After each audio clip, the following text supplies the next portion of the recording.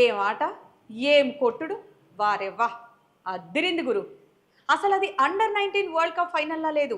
ఏదో చిన్న పిల్లలతో మ్యాచ్ ఆడుతున్నట్లు, ఒక జాకిర్ హుస్సేన్ తబలా కొట్టినట్టు, ఒక శివమణి జాస్ కొట్టినట్లు ఇంగ్లాండ్ బౌలర్లు వేసుడు, వైభవ్ సూర్యవంశీ కొట్టుడు. ఇండియా టాస్ గెలిచి బ్యాటింగ్ తీసుకుంది. ఇద్దరు ఓపెనర్లు బ్యాటింగ్కి వచ్చారు. ముందు కామ్గానే స్టార్ట్ అయింది. తుఫాను ముందు ప్రశాంతత అంటారు చూడు, అలా అన్నమాట. ఓపెనర్ ఆరోన్ జార్జ్ వికెట్ తీసి పెద్ద ఎత్తున సంబరాలు చేసుకున్నారు ఇంగ్లాండ్ బౌలర్లు. వారి ముఖాల్లో ఆనందం చూడటం అదే లాస్ట్ టైం. వారికి అదే చివరి నవ్వయింది. ఆ తర్వాత అంతా విధ్వంసమే. దానికి కారణం ఒకే ఒక్కడు, అతడే వైభవ్ సూర్యవంశీ. అది అందరికీ అండర్ 19 వరల్డ్ కప్ ఏమో కానీ వైభవ్కు మాత్రం కాదు. ఏదో చిన్న పిల్లలతో ఆడుతున్నట్టు ఆడాడు. వాళ్ళు బాల్ వేయాలి, వైభవ్ 6 కొట్టాలి.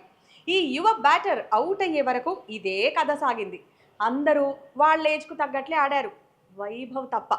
వన్డే మ్యాచ్లో 25 ఓవర్లలోనే ఒక బ్యాటర్ స్కోర్ 175 అంటే అది ఏ రేంజ్ విధ్వంసమో మీ ఊహకే వదిలేస్తున్నా. అప్పటికి వైభవ్ అవుట్ అయ్యాడు కానీ, లేదంటే ఒక్కడే 300 కొట్టేసేవాడేమో.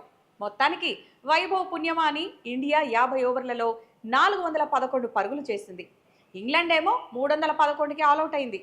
అలా టీమిండియా 100 పరుగుల తేడాతో ఇంగ్లాండ్పై గెలిచి అండర్ 19 వరల్డ్ ఛాంపియన్గా నిలిచింది. మీకు ఇంకో ఫన్నీ ఇన్సిడెంట్ చెప్పాలి. ఇంగ్లాండ్ బౌలర్స్ను ఊచకోత కోసిన వైభవ్ సూర్యవంశీని అరెస్ట్ చేయాలని ఐస్లాండ్ క్రికెట్ డిమాండ్ చేసింది. మరీ అంతలా చితక్కొడతారా అని వాపోయింది.